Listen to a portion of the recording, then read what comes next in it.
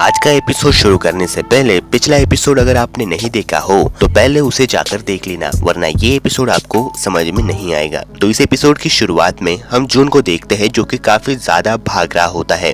तभी वो थक कर रुक जाता है, पर अभी भी उसके मन में वो टाकेरू की बातें ही चल रही होती है जो उसने पूछी थी। उसने पूछा था कि वो स्ट्रॉन्ग क्यों बनना चाहता है और उसने उसे वो बातें भी बताई थी। वो ये सब सोच रहा होता है और ऊपर देखता है तो उसे एक जगह दिखाई देती है और उसे देखकर वो खुश होता है और उस जगह के ओर वो दौड़ने लगता है और हमें बताता है कि वो और तोमो पहली बार कैसे मिले थे और ये सीन यहीं पर शिफ्ट होता है और हम देखते हैं कि जून टोक्यो से अभी अभी तोमो के घर के पास वाले घर में शिफ्ट हुआ है और वो वहाँ बैठकर आराम से गेम खेल रहा होता है। तभी वहाँ पर तोमो आती है। जून उसे देखता है पर वो उसे देखकर इतना रिएक्ट नहीं करता, वो अपना गेम खेलने में बिजी हो जाता है। तोमो उसके पास आती है और उससे कहती है कि तुम टोक्यो से यहाँ पर आए हो। जून उसके बातों पर हाँ हाँ कहकर जवाब देने लगता है। तोमो उससे कहती है कि क्या सच में टोक्यो में बड़ी बड़ी बिल्डिंगें होती है और वहाँ पर रोबोट रास्ते पर चलते हैं। जून उसकी हर बातों पर हाँ हाँ कर देता है। तभी तोमो जून के हाथों में से वो गेम छीन लेती है और कहती है ये गेम तो काफी मस्त लग रहा है और उसके बाद वो खुद ही उस गेम को खेलने लगती है। पर जून उसे समझाता है कि आराम से खेलो वरना ये टूट जाएगा, पर तोमो उसकी बात नहीं मानती और 2 मिनट के बाद हम देखते हैं कि वो गेम टूट चुका है। अब जून को काफी गुस्सा आ गया था जिसके कारण से वो उठता है और तोमो को एक पंच मारता है जिससे तोमो नीचे गिर जाती है। जून देखता है कि उसके मारने से तोमो नीचे गिर गई है जिसके कारण से वो डरने लगता है और उसे सॉरी कह देता है। पर तभी तोमो उठकर उसके पास आती है और कहती है कि बस इतने से ही हो गया, मैंने तुम्हारा गेम तोड़ा है तो इतना ही गुस्सा तुम्हें नहीं आना चाहिए बल्कि उससे ज्यादा आना चाहिए। और वो कहती है कि मुझे 100 गुस्से मारो, पर जून उसके बातों से डर जाता है। अब अगले सीन में हम देखते हैं कि तोमो और तोमो के पिता जून के घर में आए थे। जून उसके पापा को देखकर बहुत ही ज्यादा डरने लगता है। तोमो के पापा यहाँ जून से माफी मांगने के लिए आए होते हैं पर उनके बातों से जून डर जाता है। पर तभी यहाँ पर तोमो की मॉम आती है जिससे ये दोनों भी डर कर जून के पीछे सरक जाते हैं। तोमो की मॉम कहती है कि ये और उसके परिवार वाले अभी अभी यहाँ आए हैं तो मैं नहीं चाहती कि तुम्हारी वजह से वो जल्दी से जल्दी यहाँ से भाग जाए। तो वो तोमो के पिता को अपने पास बुलाती है और तोमो से जून से माफी मांगने के लिए कहती है और दोस्ती करने के लिए कहती है। तोमो अपनी भोली सी सूरत लेकर जून से कहती है कि मैं तुम्हारे घर के पास ही रहती हूँ तो क्या तुम मेरे दोस्त बनोगे। अब ये सुनकर जून शर्मा जाता है और उसे हाँ कहता है और तभी से वो उसके साथ खेलने लगता है और उसके साथ रहने लगता है। और हम देखते हैं कि तोमो कैसे उसे खेलने के लिए लेकर जाती है। पहले तो वो उसे दौड़ लगाती है और उसके बाद वो एक नदी में कूद जाती है। पहाड़ चढ़ना वैसे वैसे काम और वैसे वैसे खेल वो खेलती है, पर उस खेल में जून की हालत खराब हो जाती है।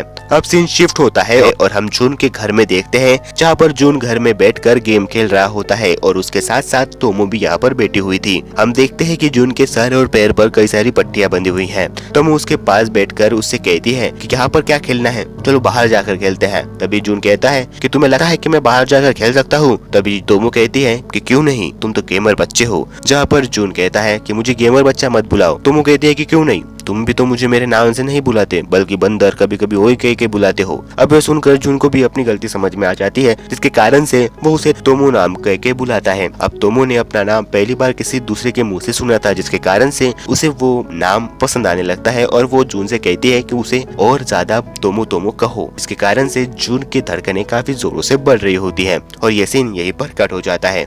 अब अगले सीन में तोमो अपने साथ ग्विंडो को लेकर आती है और कहती है कि जून ये मेरी दोस्त है जिसका नाम ग्विंडो है और अब से ये हमारे साथ ही खेलेंगे। जून ग्विंडो को देखता है और कहता है कि ये तो डॉल की तरह दिख रही है, पर अचानक से ग्विंडो जून के पास जाती है और कहती है कि वो तुम हो जो कि टोक्यो से आया है, बिल्कुल फालतू दिखते हो। अब ये सुनकर जून उसकी तरफ गुस्से से देखने लगता है तो वो ग्विंडो को पीछे सरकते हुए कहती है कि जून ये ऐसे ही है, तुम उसके बातों पर बुरा मत मानो। अब सीन शिफ्ट होता है और हम इन तीनों को देखते हैं जो कि बग्स पकड़ने के लिए आए होते हैं, यानी कि इंसेक्ट पकड़ने के लिए। जून कहता है अब इस बार मैं कभी पहाड़ पर नहीं चढ़ूंगा और ना ही किसी नदी में कूदूंगा। तोमो कहती है फिक्र मत करो, यहाँ पर हम किसी नदी में कूदने के लिए और पहाड़ चढ़ने के लिए नहीं आए हैं, हमें बस ऊपर चढ़ना है, बस 2000 सीढ़ियाँ चढ़नी है और हमें बग्स मिल जाएंगे। अब ये सुनकर जून सदमे में आ जाता है और ये सीन यहीं पर कट हो जाता है। अब अगले सीन में हम देखते हैं कि जून ऊपर चढ़ने के लिए चल रहा होता है जिसके कारण से जून की हालत काफी खराब हो जाती है।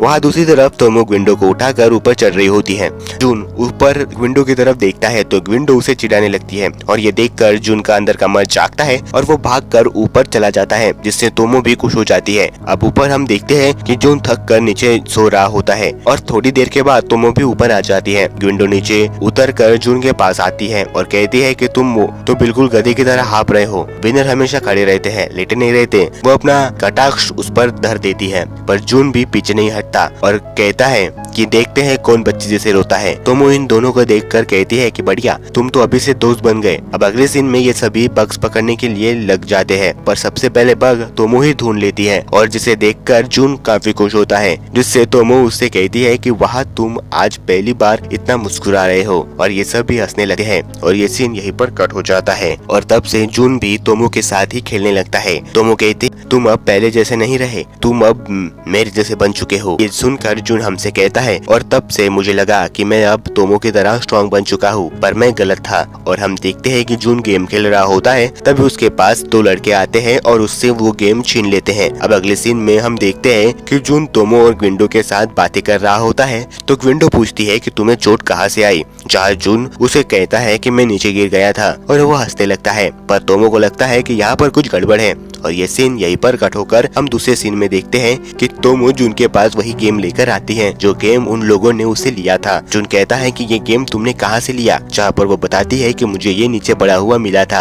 अब ये सुनकर जून चिढ़कर तोमो के पास आकर उसका गला पकड़ लेता है और कहता है कि तुम क्या कहना चाहती हो कि तुम वहाँ पर अकेले गई और उन्हें मार कर ये गेम लेकर आई। अब ये देख कर तोमो उसी पर गुस्सा हो जाती है और जून को नीचे गिराकर उसके ऊपर चढ़कर वो कहती है ये किसके लिए था, और वो खड़ी हो जाती है। जहाँ जून नीचे पड़ा हुआ होता है, वो तोमो से कहता है कि मैंने तुम्हें नहीं कहा था कि वो गेम लेकर आओ, पर तोमो उसे कहती है कि नहीं कहा था, पर हम दोस्त थे और दोस्त के लिए ये करना ही पड़ता है। अब ये सुनकर जून रोते हुए कहता है कि पर मैं तुम्हारे लिए ये सब नहीं कर सकता क्योंकि तुम स्ट्रांग हो और मैं नहीं। और वो खड़ा होकर उसे वो गेम दे देता है और कहता है कि इसे तुम लो। तोमो कहती है कि कब तक। जून कहता है कि जब तक मैं उतना स्ट्रांग नहीं बन जाता कि मैं खुद उसे लेने के लिए आऊँ। और अब ये सीन यहीं पर कट होकर हम अगले सीन में देखते हैं कि जून तोमो के पिता के ही स्कूल में सीखने के लिए चला जाता है और ये सीन यहीं पर कट होता है और हम प्रेजेंट समय में आ जाते हैं जहाँ पर जून उसी जगह पर आ जाता है। वो कहता है कि 10 साल बीत चुके हैं और मैं अभी भी यहीं पर हूँ। और दूसरी तरफ तोमो उसी गेम को खेल रही होती है जो जून ने उसे दिया था। वो कहती है कि वो मुझसे काफी ज्यादा स्ट्रॉन्ग हो गया है, पर अभी तक वो यहाँ पर उसे लेने के लिए नहीं आया। अब अगले सीन में हम तोमो और जून को देखते हैं जो कि अपने बाकी के दोस्त के साथ बीच पर जाने के लिए आए होते हैं। ये सभी बीच पर चले जाते हैं। विंडो और कैरल अपने स्विम सूट पहन कर आते हैं